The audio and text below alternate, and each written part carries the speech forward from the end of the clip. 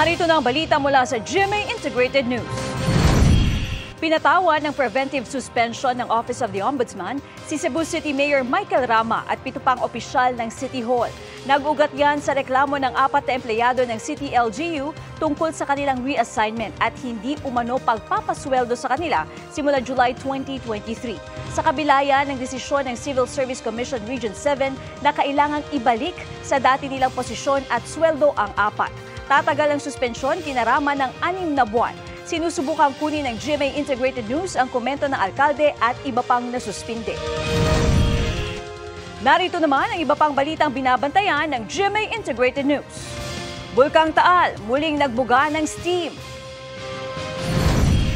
Pagkumpleto ng bagong transmission line sa Negros Oriental, hiniling ng NGCP matapos umabot sa critical level ang kasalukuyang linya.